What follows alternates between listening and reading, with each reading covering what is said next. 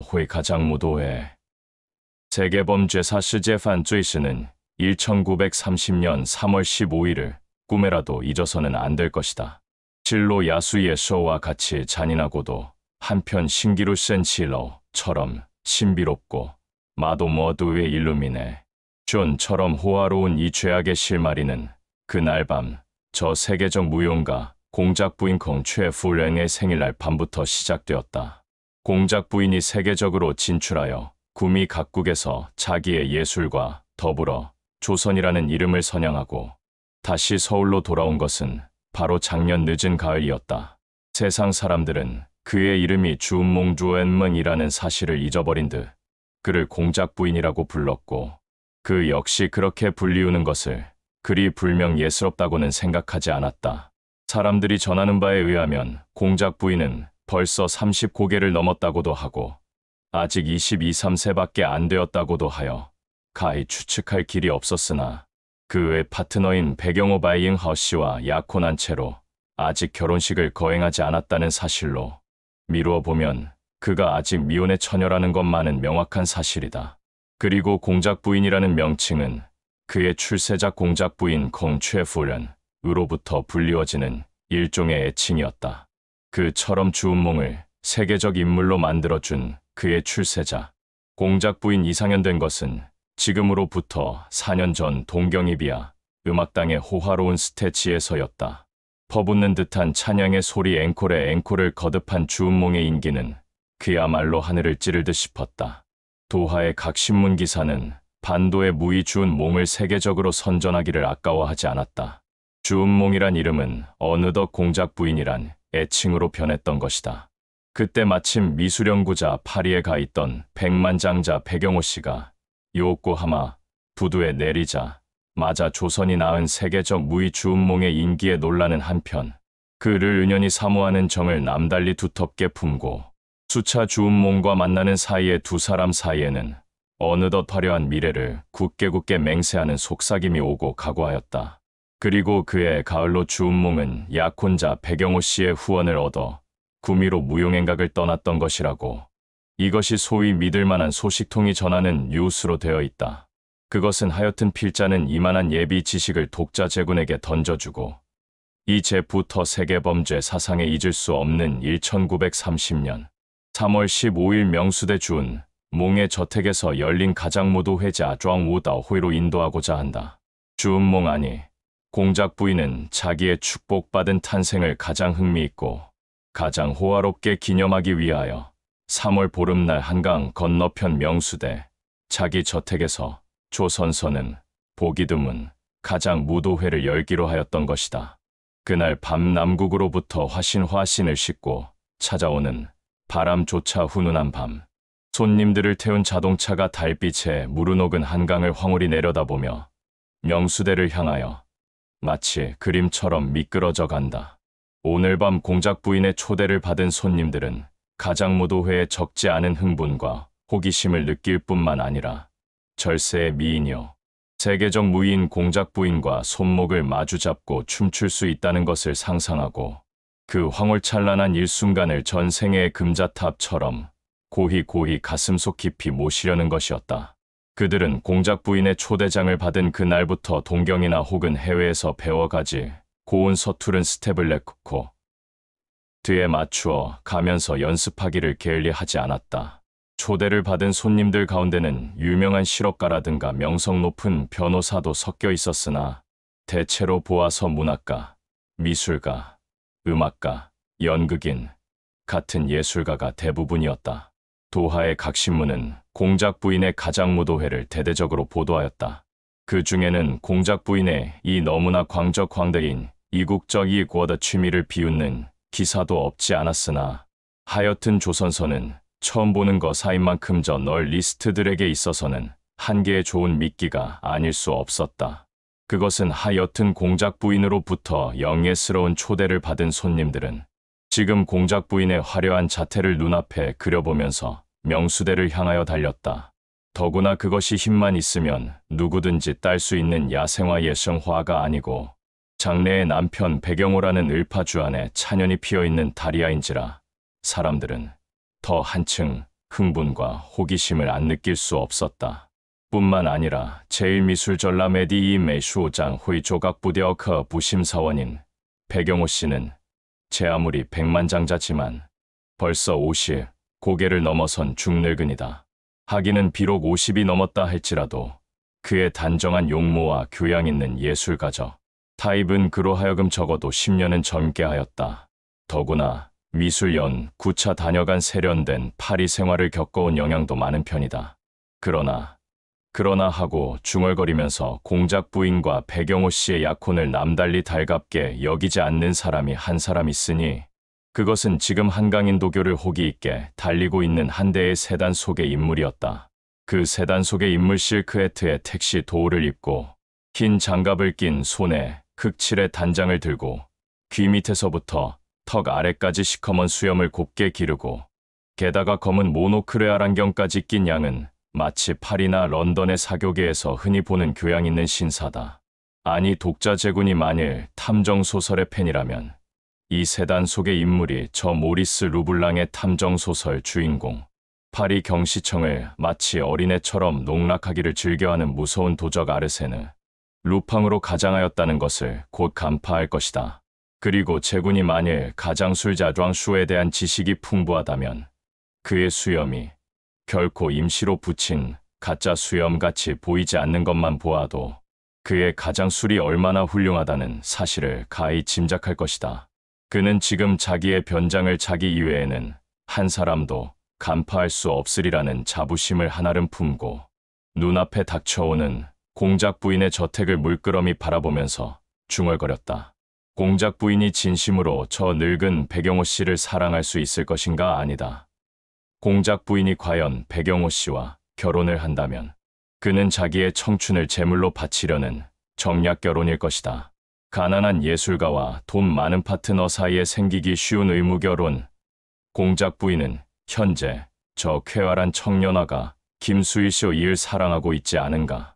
그때 자동차는 벌써 공작 부인의 정문 앞까지 다다랐다. 그는 갑자기 얼굴을 가다듬고 배우가 마치 무대 위에서 하는 것처럼 상반신을 약간 숙이면서 공작 부인 처음 뵙겠습니다. 하고 이번에는 음성을 좀 높이어 중얼거려 보는 것이다. 독자 제군이여, 제군이 만일 의성한 리성슈에 대한 조예가 있다면 이 수상한 인물의 목소리가 어떻게 훌륭하게 변해버렸는지 제군은 자목 경탄할 것이다. 운전수도 수상하다는 듯이 백미러를 통하여 등 뒤의 신사를 쳐다본다. 자동차는 마침내 유랑한 음악 소리가 흘러나오는 현관 앞에서 조약돌을 깨물며 멎었다. 운전수는 뛰어내려 문을 열면서 또 한 번 이상한 눈으로 손님을 쳐다보았다. 신사는 포켓에서 거울을 꺼내어 자기 얼굴을 한번 유심히 들여다 본 후에 자동차에서 내렸다. 자동차에서 내려 현관을 들어서니 거기 안내인 한 사람 서 있다가 이 훌륭한 신사의 늠름한 풍채를 아래 위로 살피면서 실례의 말씀을 여쭈겠습니다. 가장을 어떻게나 살아셨는지 도무지 누구이신지 알아볼 수가 없어서 하고 속히 명함을 꺼내라는 눈치를 보였다. 신사는 그 순간 득이만만한 얼굴로 이 충실한 젊은 안내인을 잠깐 흘겨보고 나서 수상히 생각하는 것도 무리는 아니겠소. 나는 오늘 밤 처음으로 공작 부인의 현관을 들어서는 사람이니까. 그리고 한 장의 명함을 꺼내며 안내인의 손에다 쥐어주면서 가장 엄숙한 목소리로 입을 열었다. 나는 이러한 사람이요. 청년아가 김수일 군을 대신하여 찾아온 사람이라고 공작 부인께 여쭈어 주면 잘 알겠지요. 명함에는 단지 화가 이선배 샴페이라는 거 이외에는 아무것도 적혀 있지 않았다. 아, 그렇습니까? 잠깐 기다려 주십시오. 안내인은 명함을 들고 분주하게 안으로 들어갔다가 다시 나오더니 기다리게 해서 미안하다고 아씨께서 여쭈시라는 분부가 있었습니다. 자, 이리로 들어오십시오. 머리를 곱게 가른 젊은 안내인은 넓고도 긴 복도를 한참 앞서서 걸어가다가 음악 소리와 웃음소리가 터져 나오는 넓은 홀로 신사를 인도하였다. 훌륭한 이국 풍경이 있고 펑징 1호군. 입으로는 감탄사를 던지면서도 그는 별로 놀란 기색도 없이 서슴지 않고 산들야 가 찬연히 빛나는 넓은 호란을 한번 휘 둘러보았다. 가장무도회는 지금이 한창이다. 저편 상단에는 그리 빈약하지 않은 밴드가 자리를 잡고 있고 백인백양 가지 각색으로 가장을 한 신사숙녀들, 이 열정적인 음악에 맞추어 가며 짝짝이 쌍을 치어 이리 밀리고 저리 밀리면서 춤추는 양은 마치 파리의 캬바레를 서울에 옮겨온 것과 같은 광경이다. 중세기의 나이트로 변장한 사람, 빅토리아 왕조의 궁녀로 가장한 사람, 인도의 귀족을 흉내낸 사람, 집시풍의 여자, 그들의 가장을 한 사람 한 사람씩 따져볼 때 가장술이 극히 유치하고 빈약함을 면치 못했으나 이렇게 멀찍이 서서 바라보면 그리 추한 광경도 아니라고 신사는 생각했다. 그는 아니 화가 이선배 눈오란을 이리저리 살펴 보았으나 이 가장무도 회의 주인공인 공작 부인을 발견할 수 없는 것이 이상했다. 그는 한편 모퉁이 종려 쏜 위로 그늘 밑에 놓여있는 소파로 걸어갔다. 아까부터 파초나무 그늘 아래 외로이 앉아서 차를 마시고 있는 한 사람의 청년을 발견한 때문이다. 청년은 별로 가장이라고는 하지 않았다. 다만 눈에다 시커먼 마스크를 썼을 뿐이다. 사람들의 춤추는 양을 물끄러미 바라보고 앉아있는 그의 입술과 눈동자에는 어딘가 어울리지 않는 이 가장무도회를 비웃는 듯한 표정이 노골적으로 나타나 있다. 공작 부인은 아직 홀에 나오지 않았습니까?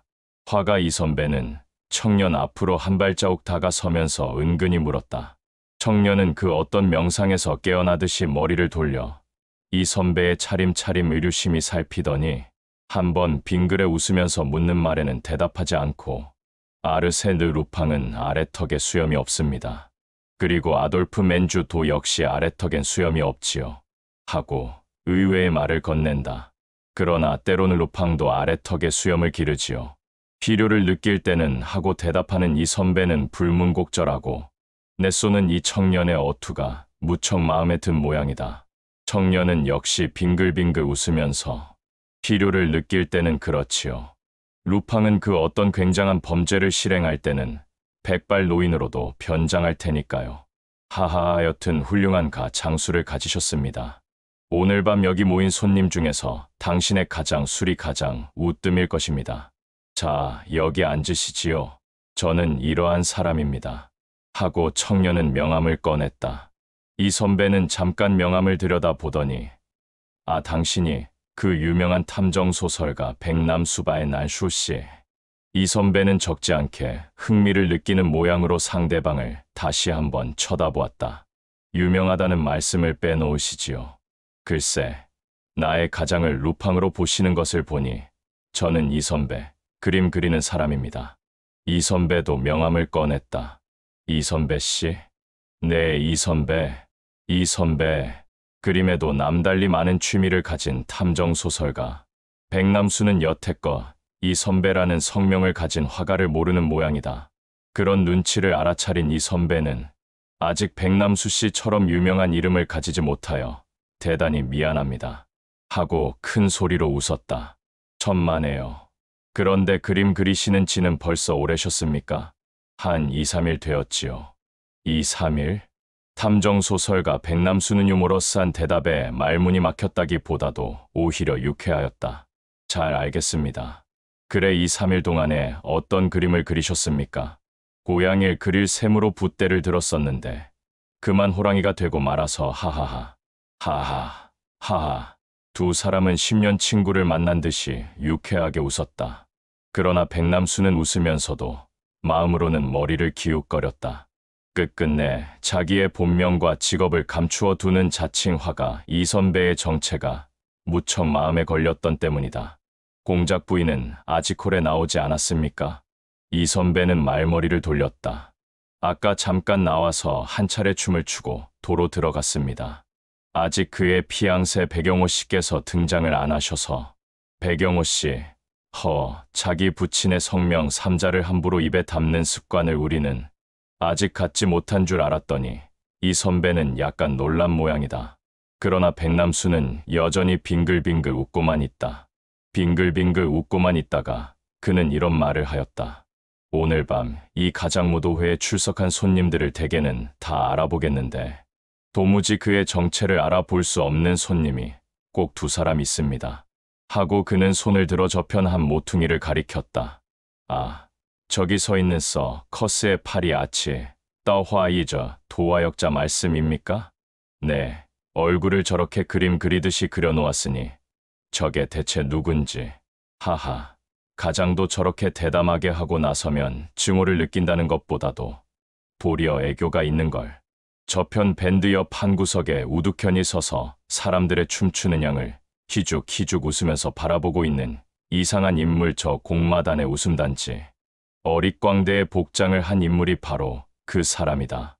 목에 커다란 깃이 달린 주홍색 도화복을 입고 역시 붉은 수건으로 머리를 질끈 동여맸을 뿐만 아니라 긴 떡같이 분을 칠한 얼굴에다 붉은빛, 파랑빛, 노랑빛, 이렇게 여러 가지 빛으로 눈, 코, 입술 같은 것을 간판처럼 그려놓았으니 탐정소설가 백남수의 호기심을 어지간히 끈 것도 사실 무리는 아니었다. 아니, 백남수만 아니라 수많은 손님들 중에 그가 대체 누구인지 아는 사람은 하나도 없었다. 사람들의 시선은 모두 그 수상한 어릿광대에게 쏠리기 시작하였다. 그들은 춤을 추면서 속삭이는 것이다. 하필 저런 어릿광대로 가장을 한담. 사람이란 다 저 잘난 맛에 사는 것이니까요. 대체 누굴까? 저희가. 글쎄 누굴까? 그때 어릿광대는 그 우스운 얼굴로 백남수와 이선배가 서 있는 이편 쪽을 희끗힐끗 바라보았다. 그리고는 그 반월반 위에처럼 커다랗게 찢어진 입술에 이상한 웃음을 띄우면서 훌쩍 홀 밖으로 빠져나가고 말았다. 이선배는 어릿광대가 우쭐우쭐하면서 걸어 나가는 뒷모양을 멍하니 바라보고 있다가 다시 백남수에게로 얼굴을 돌리며, 그런데 또 한 사람 도무지 정체를 알아보지 못할 사람은 누굽니까? 백남수는 잠깐 이선배를 쳐다보면서, 또 한 사람은 고양이를 그리다가 그만 호랑이를 그린 화가 이선배 씨. 하하가 이선배의 정체가 암만 해도 마음에 걸리시는 모양입니다. 그려. 하하하. 이 선배가 그렇게 호기 있는 웃음을 연발할 즈음에 박수 소리가 오란을 요란히 울리었다. 한 차례의 춤이 또 끝난 때문이다. 그때 번쩍거리는 금태 안경을 쓰고 검은 모보단으로 만든 중국복을 입은 한 사람의 청년 신사가 사람들을 헤치며 이편으로 걸어온다. 그는 소파에 앉은 백남수를 발견하고 백군 아닌가 하고 소리를 치며 다가선다. 어째 그리 쓸쓸히 앉아 있는 거야? 남들은 이처럼 흥이 나서 춤들을 추는데, 공작 부인이 꾸며놓은 이 가장무도회에 대한 군의 감상은 어때? 중국복의 신사는 그 조각겨커처럼 단정한 용모의 반만큼 미소를 띄우면서 은으로 만든 시가렛 케이스를 포켓에서 꺼내어 담배를 붙인다. 그러나 백남수는 한번 빙그레 웃고 나서, 하여튼 군의 감상부터 먼저 드러나 보세. 보건대 무척 유쾌한 모양인데 요즘 도무지 웃을 줄을 모르던 군이 그처럼 즐거워하는 것을 보니 하고 의미 있는 눈으로 상대방을 쳐다보며 국제도시 상해에서 수입해 온 춤인 만큼 훌륭한 걸, 공작 부인을 제법 리드하는 걸 보니 그걸 보았나. 그러나 백선생 배경호 씨의 춤이야말로 본격적일 걸. 혼밥파리의 사교장에서 가져온 만큼. 그런데 왜 백선생이 아직 안 보이지?